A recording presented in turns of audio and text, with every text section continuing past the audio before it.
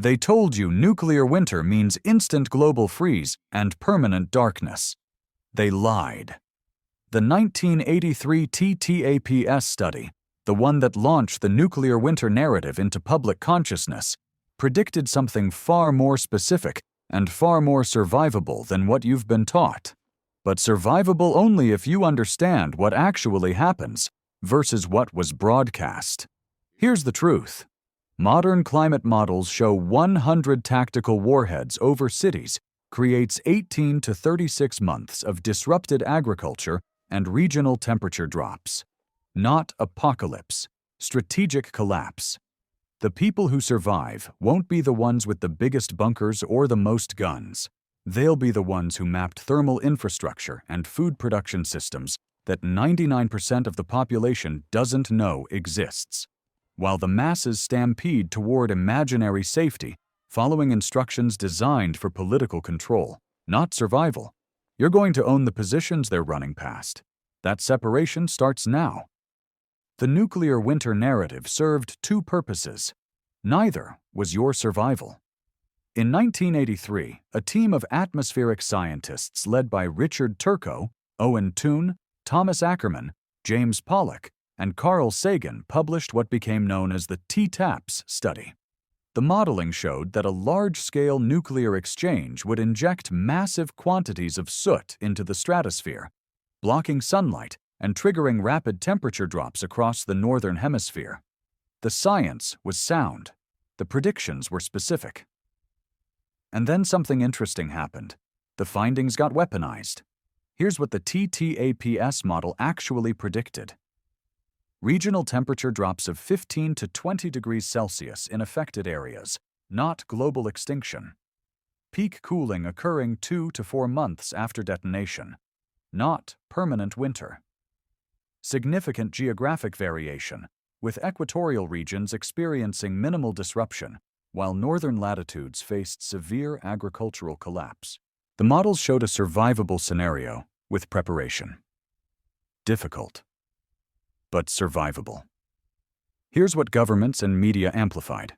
Instant global freeze, permanent darkness, extinction-level event, the end of all human life, within weeks.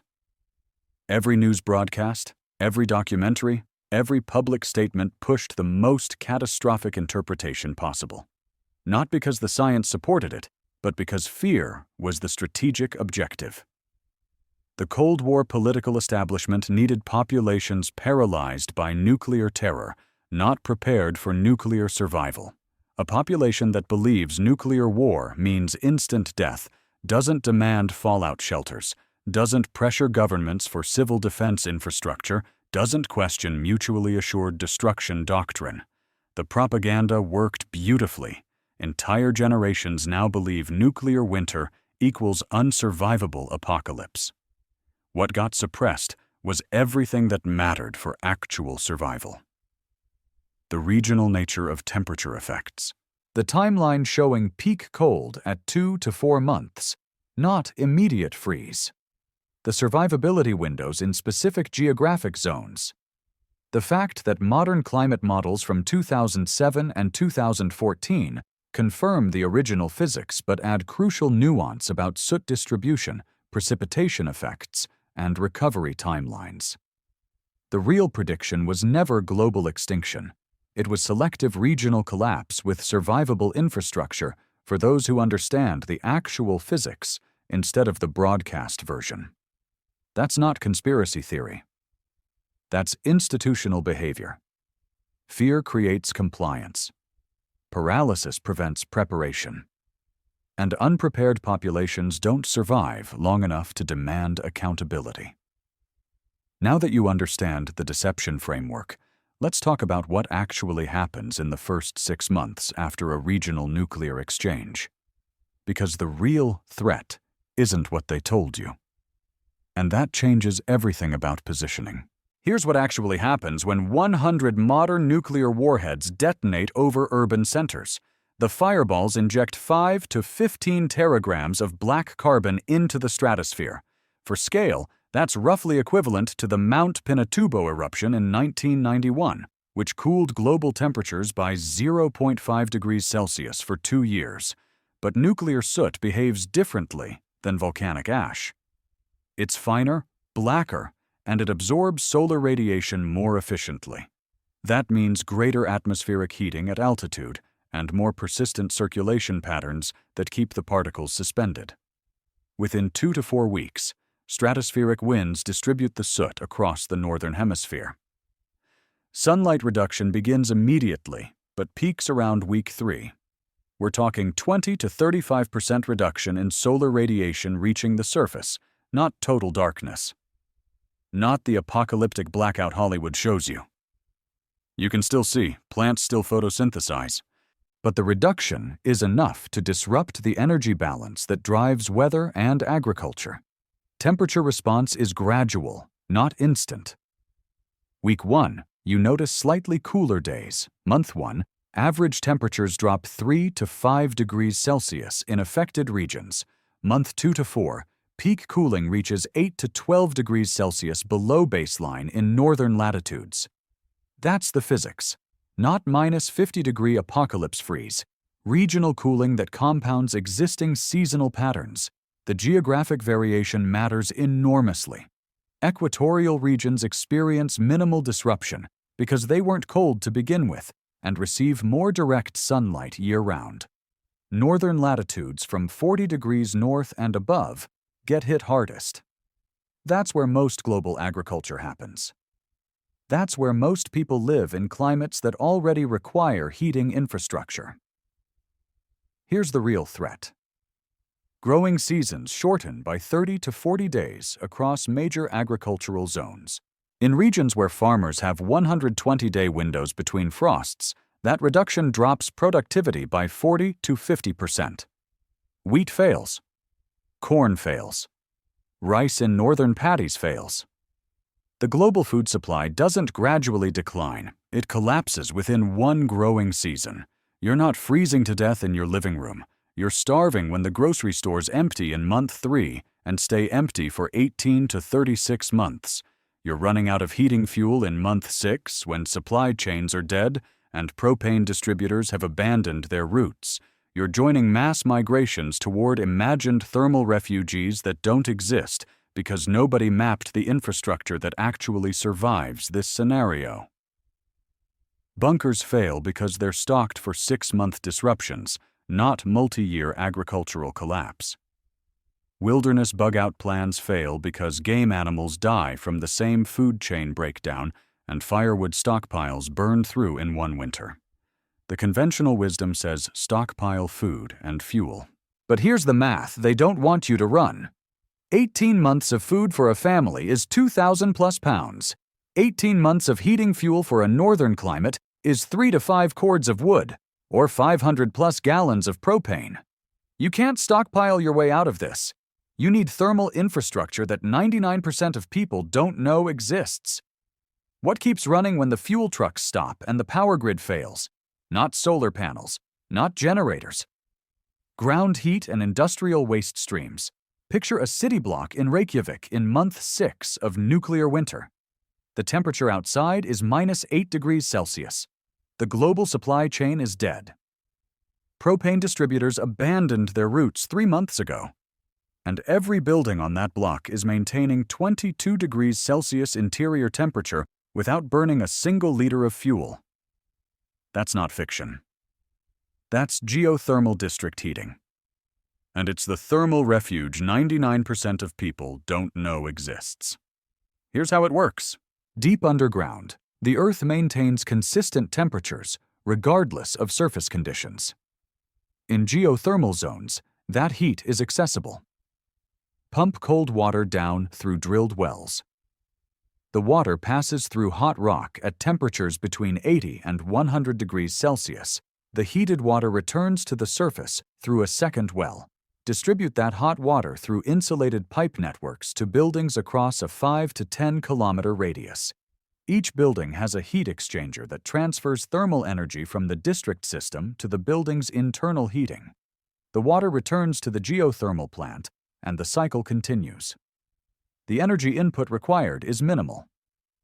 Pumps circulate the water, and pumps need electricity. But the power demand is roughly 1 to 2% of the heat energy delivered. That means a backup diesel generator or small solar array can keep the entire system operational indefinitely. No fuel shipments required, no combustion, just thermal transfer from geology that doesn't care about atmospheric soot or collapsed logistics. Where does this infrastructure exist? Iceland heats 90% of its buildings this way. Reykjavik, Akureyri, most population centers. In the United States, Boise, Idaho has the largest geothermal district heating system, serving downtown and the state capital. San Bernardino, California operates a smaller system. Several universities run geothermal loops for campus buildings. Parts of Paris use geothermal. Northern Italy has installations. These aren't rare experimental projects. They're operational infrastructure, serving thousands of buildings right now. The capacity is staggering.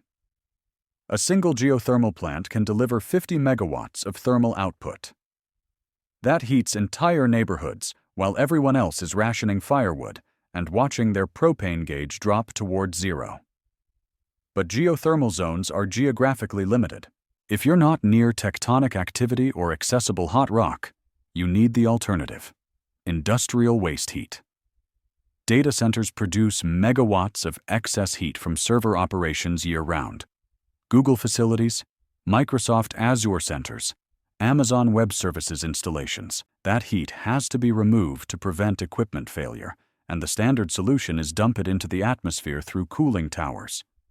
But some facilities already pipe that waste heat to nearby buildings for space heating. That infrastructure exists today, operates today, and continues operating as long as the data center has backup power, which they all do, because downtime costs millions. The invisibility factor is what makes this strategic gold. When people think survival heating, they think firewood, propane tanks, kerosene heaters. They don't think municipal infrastructure and industrial byproducts. Geothermal plants aren't marked on evacuation maps. Data centers don't advertise their thermal output to the public. These systems are conceptually invisible to the panicked mind hunting for obvious resources. While they're burning their last cord of wood in a frigid house, you're positioned in 22-degree comfort. That's not luck, that's infrastructure mapping. Geothermal is the ideal, but it only exists in specific locations. If you're not near Reykjavik or Boise, you need the backup strategy: institutional thermal mass buildings that were accidentally engineered to retain heat far longer than residential structures. Thermal mass is the survival advantage hiding in every city. It's the ability of materials to absorb and store heat energy. Concrete stores 2.4 kilojoules per kilogram per degree Celsius. Wood stores 1.7. That ratio compounds across wall thickness and mass. Concrete, stone, and brick absorb thermal energy when heated, then release it slowly over days. Wood absorbs less and releases faster. That difference determines whether you freeze in 12 hours or last a week. A 12-inch concrete wall stores roughly 10 times more heat than a 6-inch wood frame wall. When heating stops, concrete radiates stored energy for days. Wood goes cold in hours. Institutional buildings from 1900 to 1960 were built with massive masonry before energy codes lightened construction. Carnegie libraries with 18-inch stone walls, university halls with solid concrete cores, pre-1970 hospital wings, government buildings with granite facades and thick structural walls. These structures were accidentally engineered for thermal retention. Picture day 3 of no fuel. External temperature minus 10 degrees Celsius. Your suburban house started at 20 degrees, drops 8 to 12 degrees daily. You're at freezing. The 1920s library across town, same starting temperature, drops 2 to 3 degrees daily. The central core is still 14 degrees, survivable with layers. Thermal mass delays collapse long enough to matter. Wood frame houses become uninhabitable in 6 to 12 hours. Concrete buildings maintain livable cores for 3 to 7 days. That's your strategic window. Many have backup systems. Hospitals have generators, battery banks, fuel storage for patient care continuity. Universities have backup power for research equipment and data centers. Government buildings have continuity of operations infrastructure. Some have independent water systems, food service facilities, medical supply storage. You're inheriting layered infrastructure designed for crisis resilience, not just walls. The refuge strategy scales the advantage. Don't heat the entire building. Seal perimeter spaces. Occupy the central core where thermal mass peaks and exterior wall contact minimizes. Concentrate body heat in the smallest defensible interior space. Block stairwells and elevator shafts that bleed heat. Why abandoned? Because 99% flee to homes or bunkers. They don't understand thermal physics. They see libraries as books, not concrete heat batteries. You see a structure that buys you 7 days while they freeze in 2. Geothermal and thermal mass solve heating. But month 6 to 18 is when real selection happens. Survivors aren't the ones who stayed warm. They're the ones who stayed warm while producing food. That requires infrastructure nobody's mapping. Month 6. You're warm. You have water. And you're starving. Agricultural collapse isn't a food shortage. It's food production cessation. Your stockpiled supplies last 3 to 6 months if you're disciplined. But nuclear winter disrupts growing seasons for 18 to 36 months. The math doesn't work. Conventional agriculture across northern latitudes fails because 30 to 40-day growing season reductions combined with 20 to 35% solar reduction equals crop failure. Wheat fails. Corn fails. Rice in northern regions fails.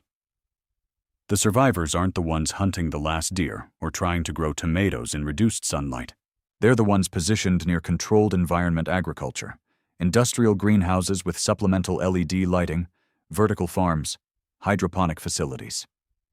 These operations exist right now in every major city. Commercial greenhouses growing leafy greens, tomatoes, herbs for restaurants and grocery chains, vertical farms producing crops year-round in warehouse spaces, research facilities at agricultural universities testing climate-independent growing systems, post-legalization cannabis cultivation infrastructure with industrial LED arrays and climate control. Here's why they survive. LED grow lights operate at 30 to 50 watts per square meter. A small diesel generator or solar array can run lighting systems that replace missing sunlight. Compare that to heating residential buildings at 1,000 plus watts per square meter. Food production becomes more energy efficient than space heating.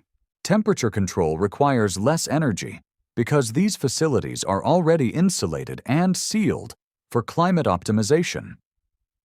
Water systems are closed-loop hydroponic setups that recycle continuously.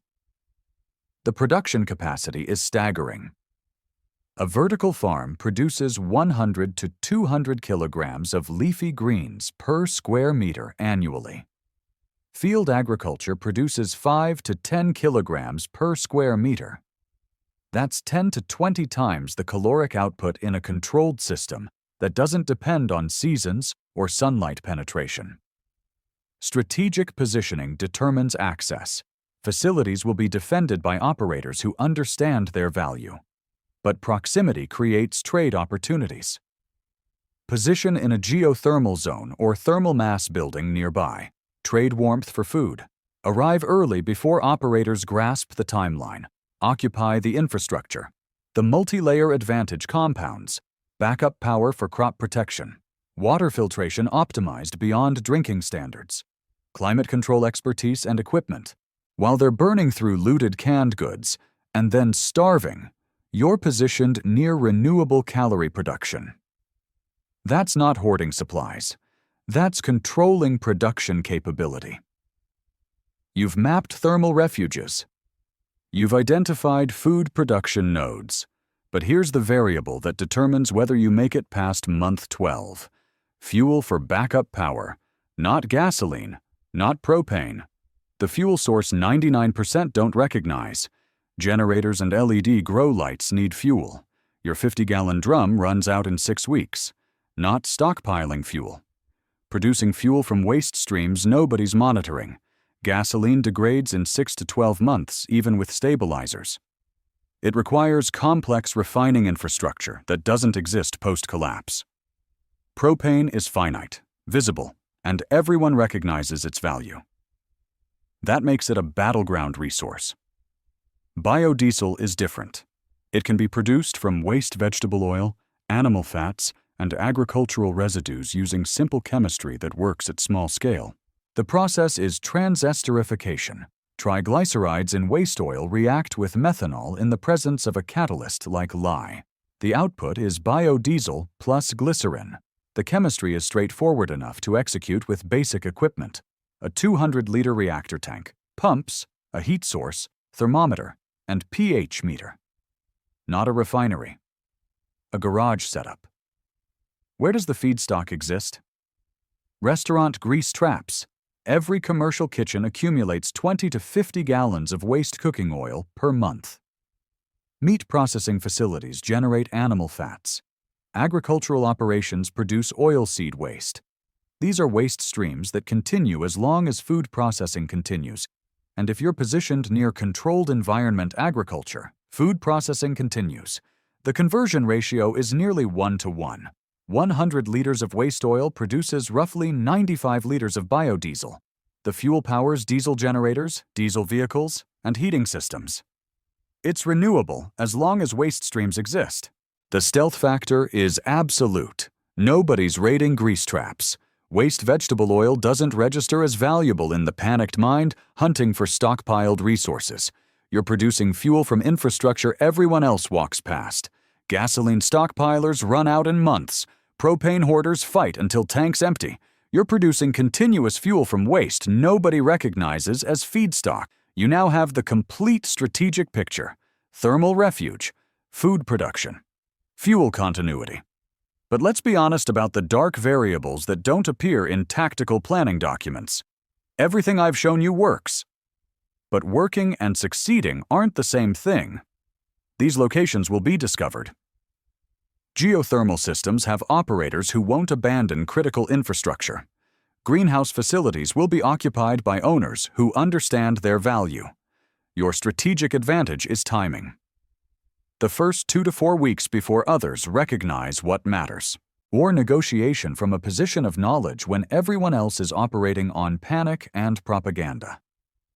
The violence variable exists. Some groups will use force to control thermal and food infrastructure. Your defensible position and superior knowledge create leverage, but they don't eliminate the human conflict equation. You'll face decisions. Share knowledge or defend exclusively. Form alliances or maintain autonomy. Each choice has consequences that planning documents don't address. Medical reality compounds over time. Simple injuries become fatal without modern medicine. Infections from minor wounds. Broken bones that heal incorrectly, chronic conditions that require medication. The pre-antibiotic mortality rate for infected wounds was 30 to 40%. That's your new baseline. Group dynamics matter. Small survival communities fail from internal conflict more often than external threats. Personality clashes, resource disputes, leadership struggles. The human element breaks down operational plans faster than logistics failures. Timeline uncertainty is real. Climate models show 18 to 36 months of agricultural disruption, but variables could extend or compress that window. The 1815 Tambora eruption caused 3 years of global cooling. Nuclear winter could follow similar or different patterns. You're planning for probabilities, not certainties. Luck still matters. Being near geothermal infrastructure versus not. Weather extremes. Cascade failures you can't predict. You can minimize risk and maximize advantage, but you can't eliminate chaos. The harsh truth is this: better odds aren't guarantees. They're just the difference between informed positioning and certain death. Most people still won't act on this intelligence, not because they don't believe it, but because acting feels unreasonable until the moment it's too late. So here's your choice, and you need to make it now, not when the first warheads detonate. 2 paths. Choose now. Path 1. Believe the propaganda. Stockpile canned food and propane. When nuclear winter comes, follow the 99% into traffic jams and looted grocery stores. Freeze in your wood frame house when fuel runs out in week 2. Starve in month 6 when stockpiles deplete and agricultural collapse is permanent. Die with everyone else who waited for certainty before acting. Path 2. Map thermal infrastructure now, while the information is free and legal. Open a new tab. Search geothermal district heating plus your city or region. Identify which facilities exist within accessible distance. Note the construction type and coverage area. Map pre-1960 institutional buildings. Carnegie libraries, university halls, hospital wings, government buildings. Count exterior wall thickness from architectural photos. Assess thermal mass capacity. Mark locations within 10 kilometers of your position.